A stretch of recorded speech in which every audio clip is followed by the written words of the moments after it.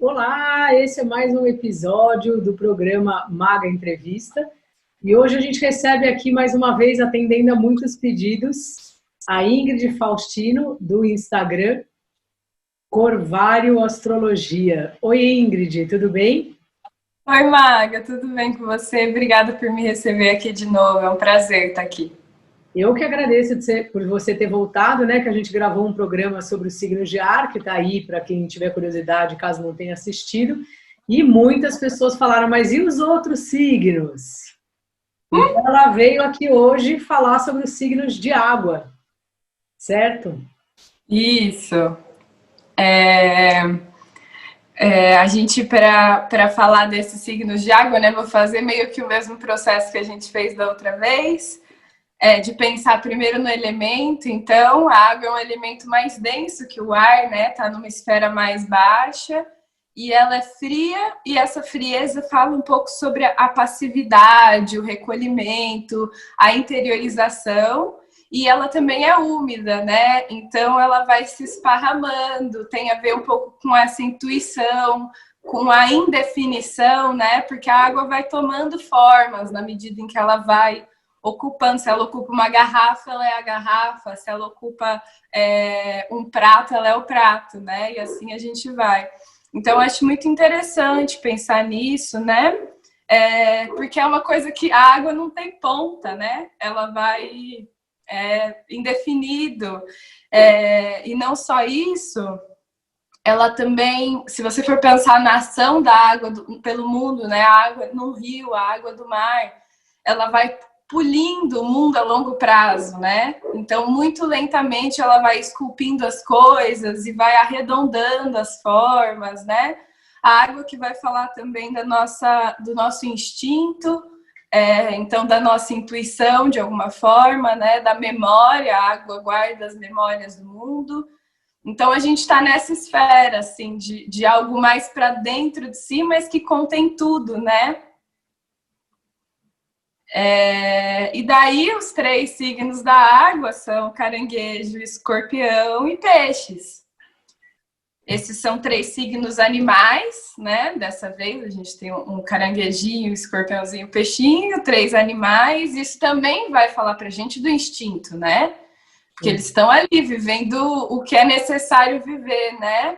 Os signos da água, portanto, eles vão atrás do movimento primário, né? Vão às vezes buscar muito as memórias da família, por exemplo, buscar ir atrás das heranças, né? Guardar as heranças também, acho que tem isso de guardar, reter em si, né? Fazem como uma esponja, ficam retendo as coisas dentro de si. E aí eles vão estar nessa, assim, de perceber, nutrir, cuidar, vão ficar um pouco nessa esfera. E aí, né, você estava comentando comigo, né? Bom, também eu acho interessante a gente falar, né, que os astrólogos falam que são os 3 signos mudos, né? Eu acho que tem, por conta disso mesmo, né, que eles são signos que não emitem um som, né? Ah, sim, o João Acuio lá da Saturnália, ele explicou isso de uma forma muito rápida para mim, assim, falou, mas você já tentou falar debaixo d'água? Não tem como, você morre, você tem que ficar quieto, né? Senão não vai ter jeito. Então tem isso, mas é que a comunicação ela vai se dar em outros planos, né? Vai ser uma telepatia, assim, né? Vai ser pelo sensível mesmo, pela falta de expressão ou por aquilo que consegue exprimir a partir do corpo, né? A partir das lágrimas, dos fluidos, né? E aí você falou, né, que vai começar dessa vez falar sobre os peixes primeiro, né? Que Isso. é o último signo do zodíaco, né? Que é um Uhum. signo de água e um signo mutável, né? Portanto, aquela água é Que vai, literalmente, né, né? uma impermanência, né? Sim, peixe está fechando o inverno mitológico, né? Se o aguadeiro, o aquário, ele joga a urna dele para o mundo, que é também uma forma de voltar da água para o mundo depois da rigidez do inverno, os peixes vão estar mergulhando nessa água do aquário para mostrar que a vida volta a fluir, né?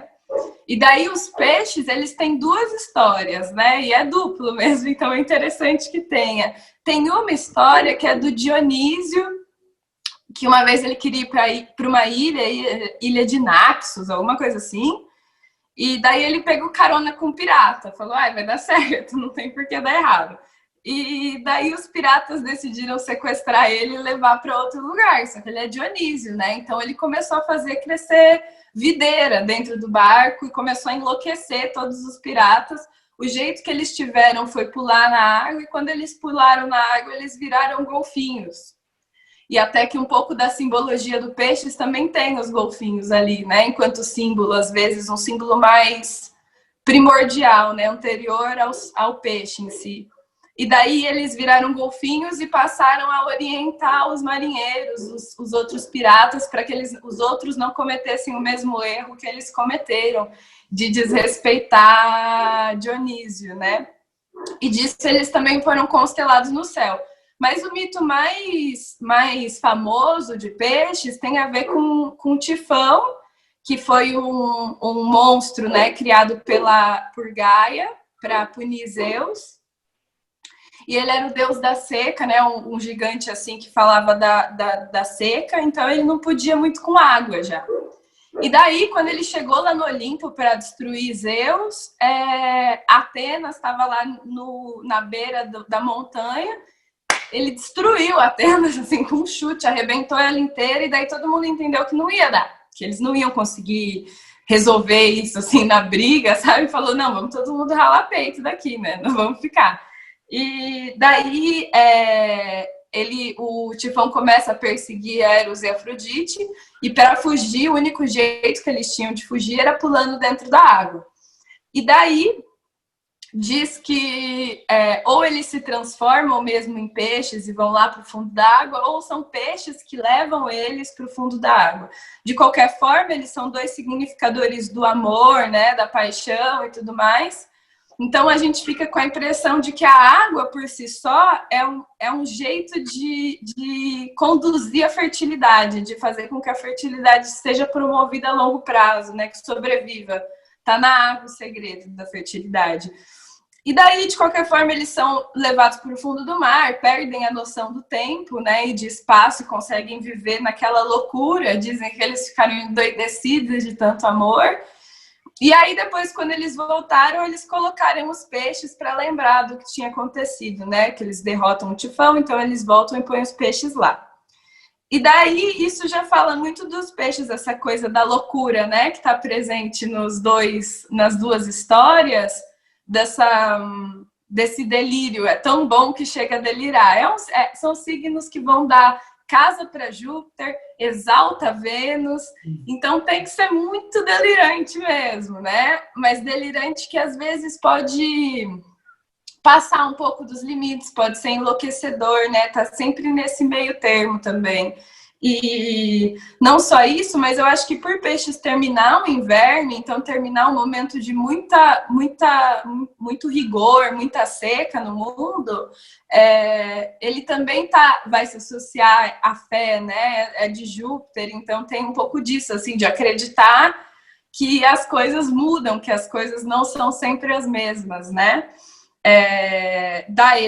Exílio e queda de Mercúrio, né? Sim. Então, eu acho que qualquer tipo de crença não se faz pela racionalidade, sim pelo campo completo das sensações. Não tem nada de ver para crer, nada, não é possível. É só assim, eu sei o que eu sinto, né?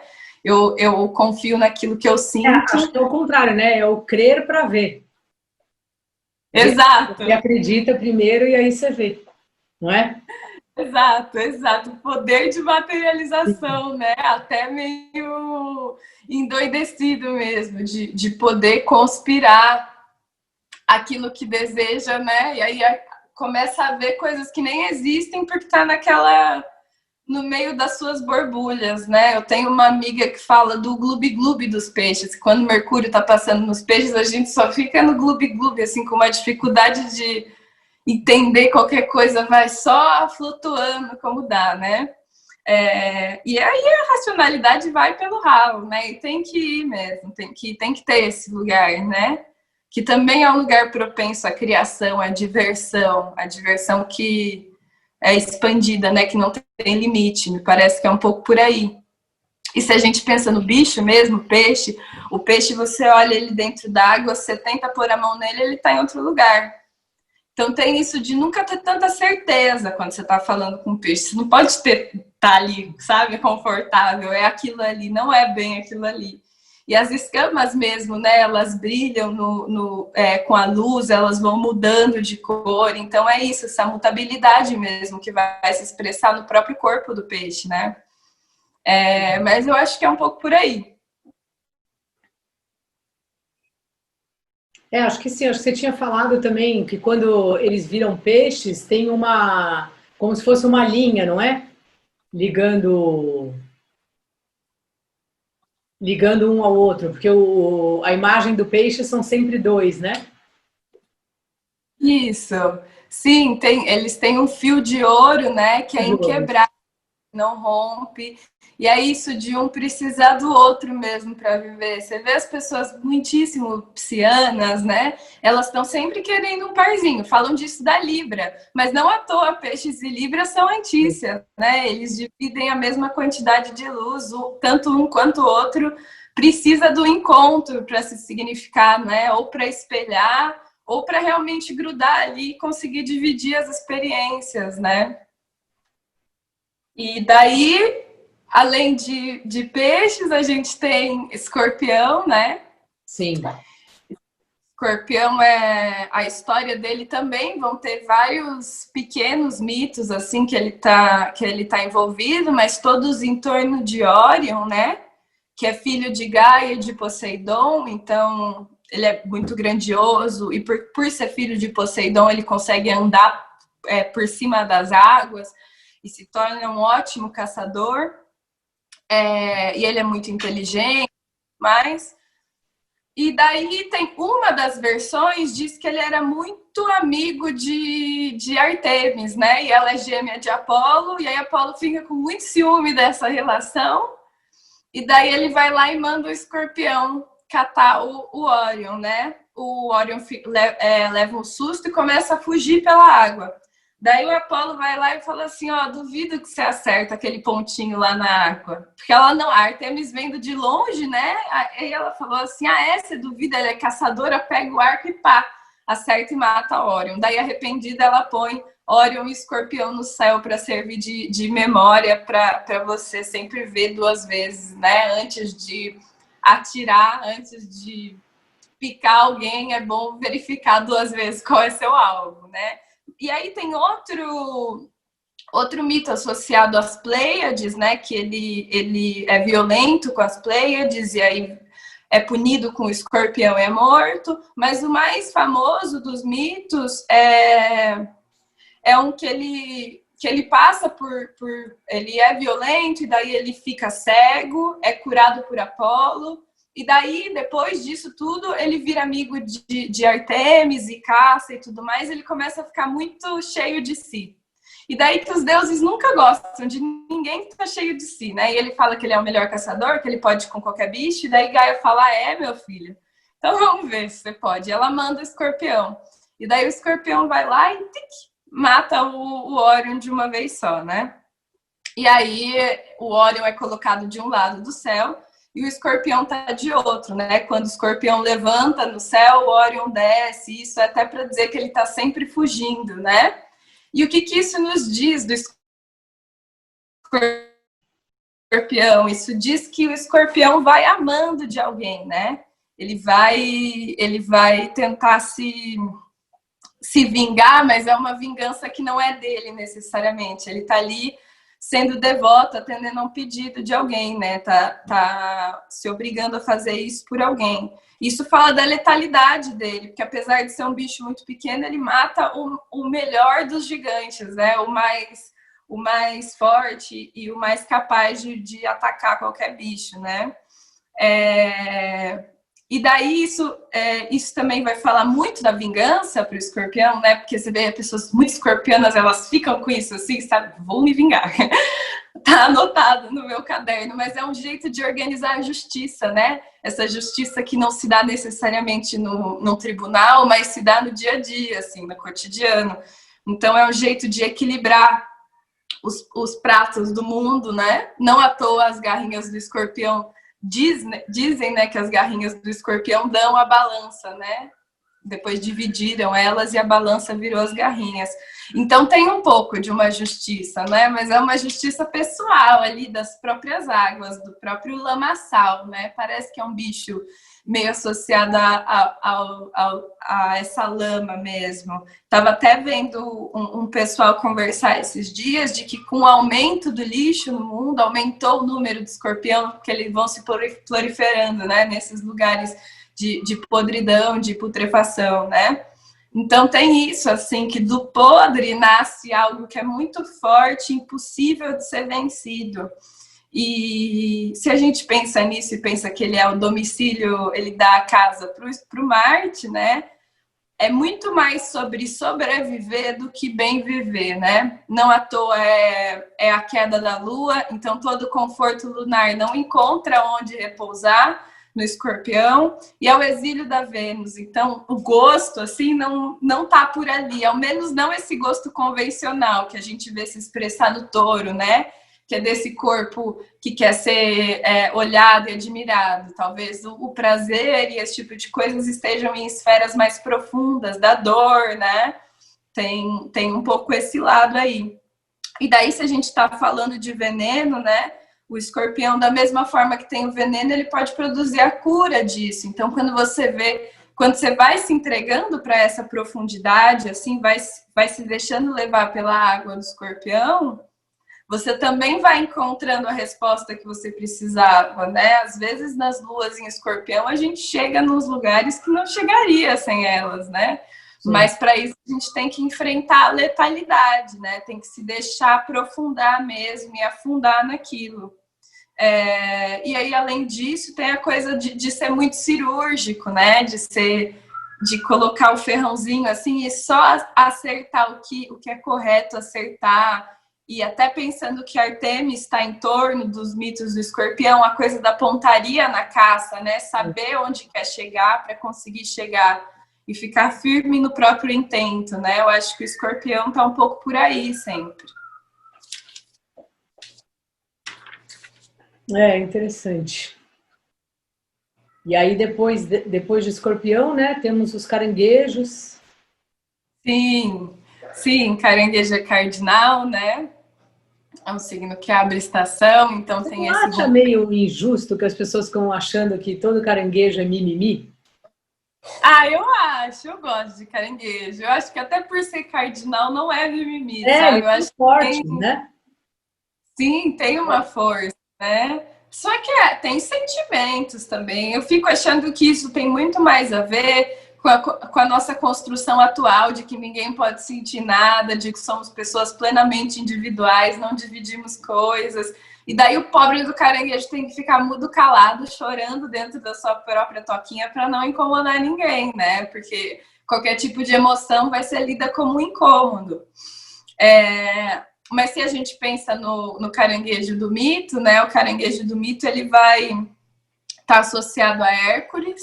Hércules é um dos filhos de Zeus, né? Um dos filhos de Zeus fora do casamento dele. O que dá boa parte da mitologia pra gente é Zeus estar fazendo coisa que ele não devia. E o que acontece é que Zeus era casado com a deusa que falava da maternidade, da fidelidade e presidia as esposas. Então ele fazia tudo isso no pior cenário possível para ele, né? Tipo, a pessoa que menos estava afim de ver aquilo era a mulher dele. E ela via. E daí Hércules, que era um grande herói, né? E começou a ser muito adorado, ela odiava Hércules, odiava forte, assim. E ela colocou serpente no berço dele para ver se ele morria. Ele matou a serpente já de bebê.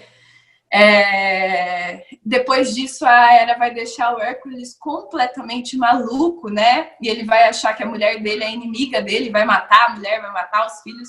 Daí ele vai ser julgado e do julgamento vão nascer os 12 trabalhos de Hércules, né? Em um desses trabalhos, ele vai ter que lutar contra a Hidra de Lerna, né? Que era um bicho cheio de cabeça, que você ia cortando a cabeça e ia nascendo mais cabeça sem parar. E essa Hidra, ela é filha do Tifão. Porque até o Tifão ficar pronto para ir lutar contra os deuses, ele tinha que arrumar o que fazer no submundo, porque ele estava lá no submundo escondido, para ninguém saber que ele estava sendo formado. E daí, para distrair ele, colocaram a Echidna junto com ele, que era um monstro, meio uma lagarta gigante, assim, um monstro bem peculiar, para eles irem copulando, assim. Nisso deles copularem, saiu umas coisas sinistras, tipo a Hidra.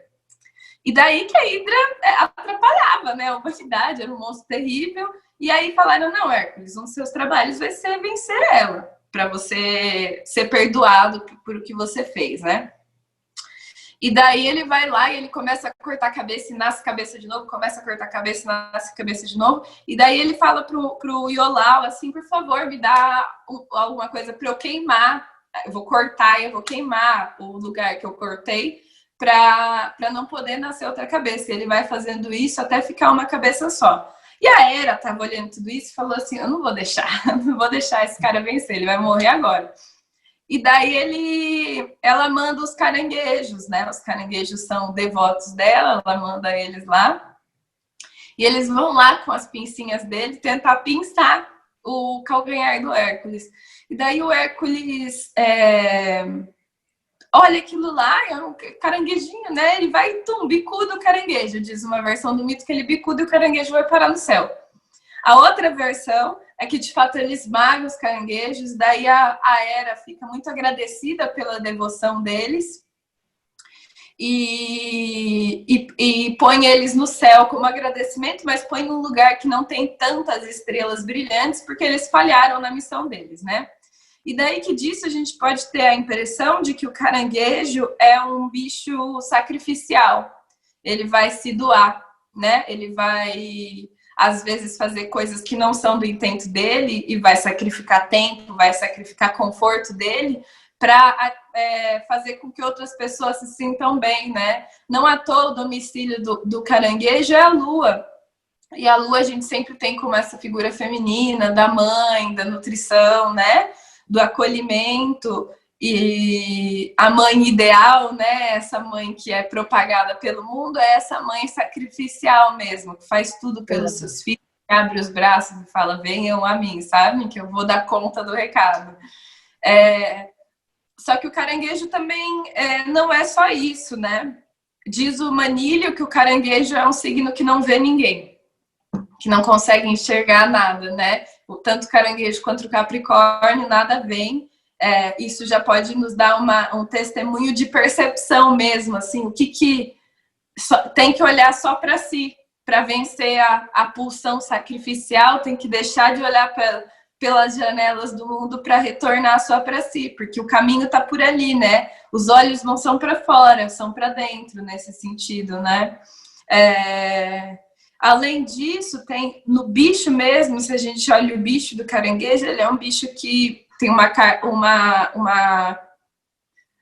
casca muito dura, né, e resistente, e tem as pincinhas que seguram tudo e não soltam nada, né, tentam se apegar a tudo da melhor forma possível, mas ele tem essa casca muito resistente, e por dentro é carne branca e mole, né, e daí ele vai crescendo durante a vida, e o único jeito que ele tem de crescer se expelindo para fora dessa casca, mas parece que é um movimento que ele detesta fazer, então é com esforço que ele vai se mudando, né? Mas isso já nos daria um estralo sobre a cardinalidade, né? Signo cardinal precisa fazer o movimento, precisa começar, e para começar tem que deixar o velho para trás, né? Tem que, para se expandir, é só nesse sentido mesmo, se você solta algumas coisas da pincinha. Não à toa também esse signo exalta Júpiter, né, que é o simbolizador da expansão. Então tem isso, tem a chance de ser muito grande, a chance de ser muito benevolente, mas para isso tem que ir abrindo as patinhas, assim, as pincinhas, e deixando o velho para trás. O que é um exercício, se a gente pensa que muito comumente a lua é associada à memória, né? O que você mais vê é gente muito caranguejo, assim, guardando tudo, né? Ai, porque esse aqui é o papelzinho que meu filho fez para mim quando ele tinha 2 anos de idade. E aí tem uma caixa de papéis catalogadas, né? Então é o bibliotecário das memórias do mundo, né? Parece que é um pouquinho por aí. Mas acho que o movimento natural é esse, de entender que o tempo vem. Apesar de não gostar de Saturno, né? Apesar de ter a dificuldade com Saturno, o tempo é inevitável. Então, uma hora o tempo vai vir e vai tirar as coisas do lugar, né? Talvez de maneira mais abrupta do que se gostaria, mas faz parte da necessidade também lidar com isso, né? Interessante. Eu adorei quando você falou essa história das pinças, né? Do caranguejo guardar as coisas, porque eu nunca tinha pensado dessa forma. Mas é verdade, né? De pegar para ele, né? A causa, ou seja lá o que for. Ah, sim, é assim. E daí, se você for ver as posições, o Marte no caranguejo, né? Que é um Marte que não tá bem das pernas. Mas você vê o RuPaul é Marte no caranguejo, né? Tem Marte no caranguejo e pega a causa para si de um lugar que é muito tátil para ele. Tem a ver com isso, não é? É muito humano, faz parte dele, né? A causa dele, mas ele pega para si e defende, com lágrimas, mas defende. Lula também, né? Um exemplo de Marte no caranguejo, pega para si uma causa, abraça ela junto de si. Marx é outro exemplo de Marte no caranguejo, pega uma causa para si, abraça ela.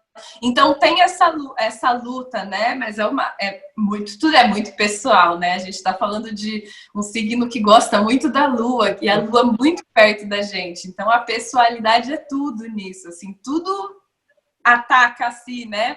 Diz respeito a si. Isso é interessante, porque de alguma forma o caranguejo vai conseguir fazer relações, se entender em todos os lugares que passa, né?